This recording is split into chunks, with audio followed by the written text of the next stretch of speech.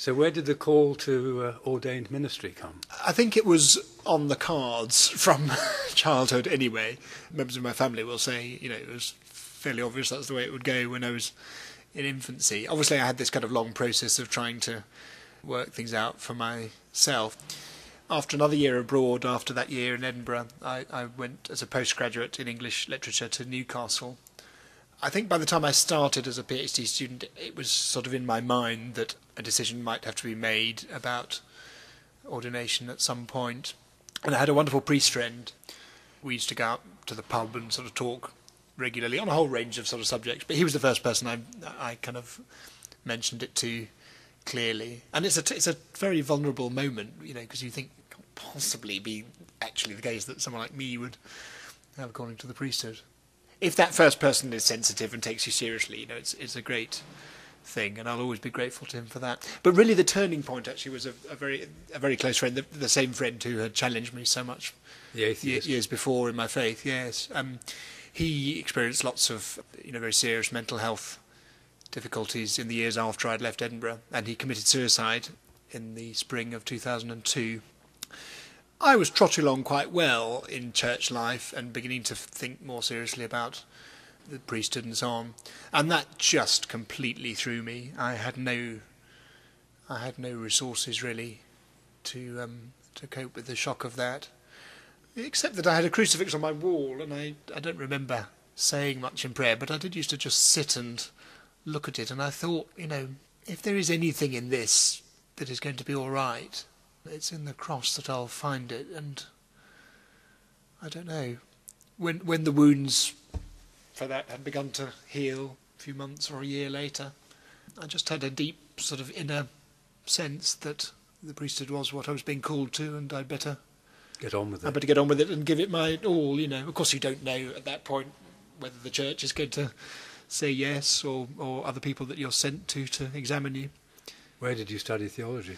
To Westcott House in Cambridge. So that was good, really, having had most of my adult life either living abroad or in Edinburgh or Newcastle. I had 3 years just up the road from my parents in Bedford, and it was good to sort of reconnect with them. And of course, Cambridge is a wonderful, wonderful city to live in, and studying theology was great. What did you enjoy most about the theology? Oh, Hebrew, certainly. I really fell in love with the Old Testament. I mean, being from a sort of middle-of-the-road Anglican background, I hadn't really encountered a lot of preaching about the Old Testament. I wasn't in the kind of church setting where Bible studies and that sort of thing were a very regular occurrence. And it was just wonderful to suddenly see. It was like getting your first colour telly, I think. Texts that were familiar from the liturgy came alive. Came alive, and really getting a sense of, the incredible lively faith and passion that lies behind those texts, and also the variety of social and religious experience that they reflect. Wonderful. So from Westcott? From Westcott, I had a rather frustrating and long drawn out search for an appropriate curacy in England, which came to naught, and really in desperation, after a few months of seeing parish after parish and nothing being right, I rang the rector of St Paul's, Father Ian, and just said, look, you've never heard of me, but I used to be a member of this church. What about it? What about it? Initially there was no money, because the Episcopal Church in Scotland has a system where parishes pay half their own clergy costs. But he said, well, it's very nice to hear from you and keep in touch. Let me know how you get on. So I rang him 3 months later, still unable to find a curacy. And he said, well, funnily enough, we've just had a bumper stewardship campaign. We could pay you. There would be the money to pay you if you think it's worth your while. Do come up and say hello, but I'm not making any promises. So I got on the train about 2 days later, and there you are. When was that? I suppose I first came up to look at it in January 2008, and I finally started in the October of that year, having had 3 months in the Solomon Islands in the meantime, teaching in a theological college, which was another good experience. Tell me then about the first few months of ordination. It's quite a strange time, quite difficult. Partly that, I don't know, not anticlimax exactly, but, you know, your whole life has been building towards this point of ordination for so many years. There you are with L plates on. Yes. Well, that's odd as well, actually, that as in the Anglican system, as a deacon, you can't celebrate the sacraments fully. So congregations are a bit confused. I mean, you have the title, you know, Reverend before your name, and you have a collar, but you can't say Mass or or do various other things. A friend of mine put on a lovely Facebook status update just after he was ordained, and he said, I've just had the shock of my life. I looked in the mirror, and there staring back at me was a bloke dressed as a vicar.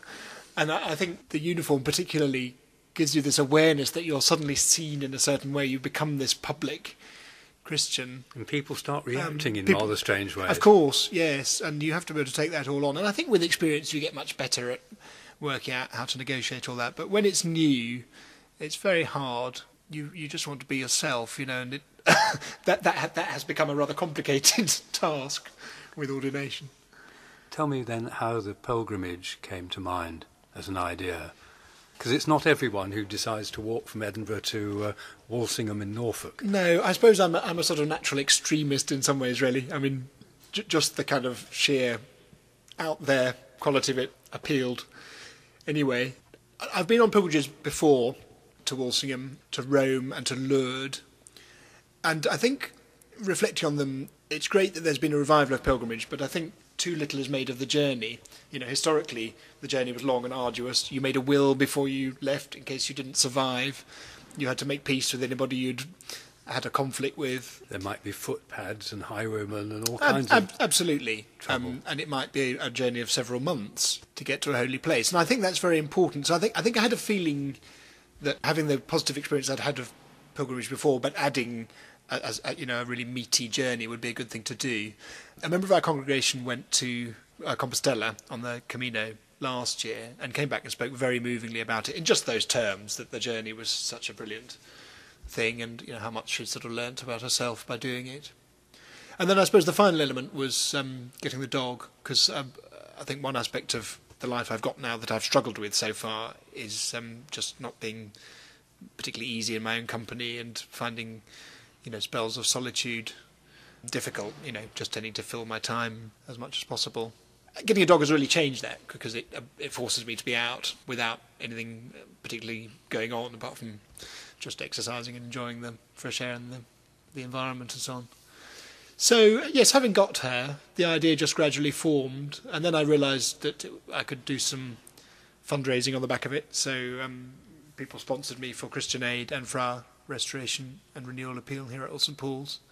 And then the final element was another friend who's very into all the kind of techie internet stuff suggested I think about doing a video diary. We looked into it, and it turned out that actually the latest generation of mobile phones, which are not desperately expensive, can do broadcast quality video, and with very, very little kit you can produce something that's kind of towards TV quality. Because we were sort of against the clock getting it all ready, I didn't really practice with the kit before I went off.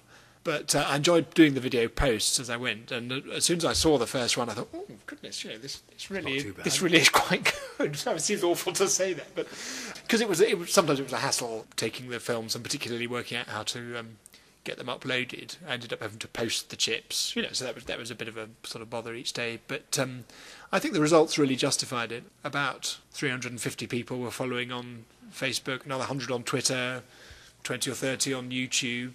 And I got lots of very positive comments. I think people found the opportunity to do a sort of virtual pilgrimage with you quite helpful. And of course the marriage of a sort of very ancient thing like a long pilgrimage on foot with contemporary technology I thought was great.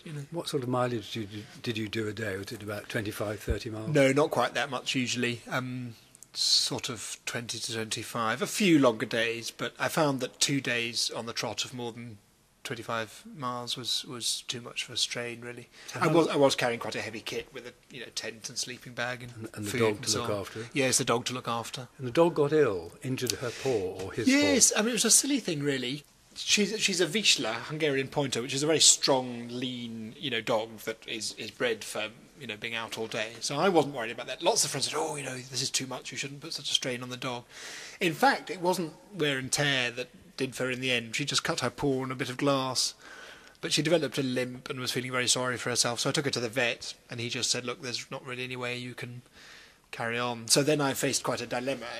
Was I going to continue alone? Was I going to somehow get her back to Edinburgh? And in the end, that's what happened. I did a tweet, a post on Twitter at 6:30 on the Saturday evening after I'd seen the vet, saying I was in trouble and I didn't know what to do about the dog.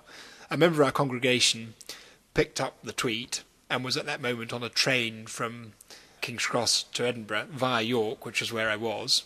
So at 3 minutes to 8, I bundled the dog onto his first-class railway carriage. He stayed aboard, and he brought her back to Edinburgh.